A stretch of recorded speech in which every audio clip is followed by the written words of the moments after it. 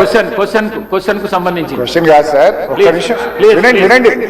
మీరు sir, you are the custodian of this house. ఈ సభలో అందరి సభ్యులకు సమానమైన హక్కులు ఉంటాయి. మీరే మా హక్కుల్ని కాపాడాలి. వినండి. నేనేం అన్పార్లమెంటరీ మాట్లాడతలేను. మినిస్టర్ గారు క్లారిఫికేషన్ ఇచ్చిండు. ఇవ్వలేదు.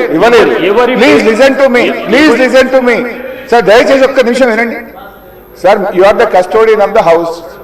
సభలో ఉండే సభ్యులందరికీ సమానమైన హక్కులు ఉంటాయి. మీరే మా హక్కుల్ని కాపాడాలి. మీరు మా రెస్క్యూకు రావాలి. 2-3 విషయాలు సార్ ఇక్కడ.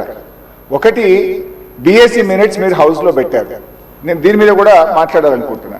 It was decided that the Honorable Speaker will decide the number of days for which the assembly session will be held, keeping in view of the business to be transacted. మనం BScలో ఏం decide చేసినాం sir? 7 రోజులు శాసనసభ నడుపుతామని, ఆ తర్వాత మళ్ళీ BSc meeting పెట్టి decide చేస్తామన్నారు.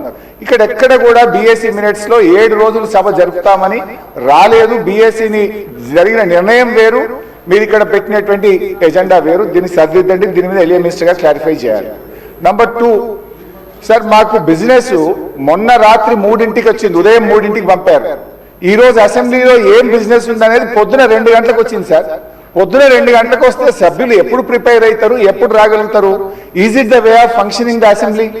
దయచేసి ఎజెండాను 24 గంటల ముందు పంపడం ఒక పద్ధతి, సాంప్రదాయం. దాన్ని నేర్చుకోండి. నంబర్ 2.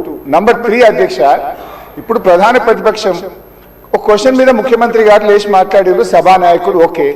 దాని మీద మీరు ఇంకొక విపక్షానికి ఇచ్చి మాకు మైక్ ఇవ్వకపోవడము, మేము అడిగిన ప్రశ్నలకు ఒక్కదానికి క్లారిఫికేషన్ లేదు.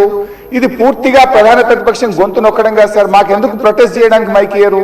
క్వశ్చన్ అవర్ లో ప్రొటెస్ట్ అనేటువంటిది ఆ పార్టీ యొక్క హక్కు సార్. సో అందువల్ల కైండ్లీ లిజన్, ఒక 2 నిమిషాలే ఇవ్వండి. Protest is our right, members right, rule book లో స్పష్టంగా ఉంది. మీరు మా దిక్కే చూడరు, మాకు మైక్ ఇవ్వడం అనేది కరెక్ట్ కాదు. ముఖ్యమంత్రి గారు మాట్లాడుతూ ఏం మాట్లాడింది సార్?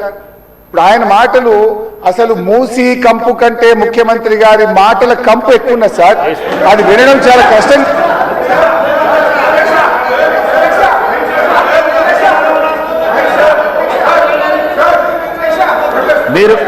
మీరు క్వశ్చన్ కు సంబంధించి మాట్లాడుతా అంటే మీకు మైక్ ఇస్తాను. మీరు ముఖ్యమంత్రిని విమర్శిస్తా అంటే నేను మైక్ ఇవ్వను. ముఖ్యమంత్రిని విమర్శిస్తా అంటే మైక్ ఇవ్వను. ప్లీజ్ మీరు కూర్చోండి. శ్రీనివాస్ యాదవ్ గారు కూర్చోండి. ప్లీజ్ కూర్చోండి శ్రీనివాస్ యాదవ్ గారు. మీకు కూడా అవకాశం ఇచ్చినా కదా.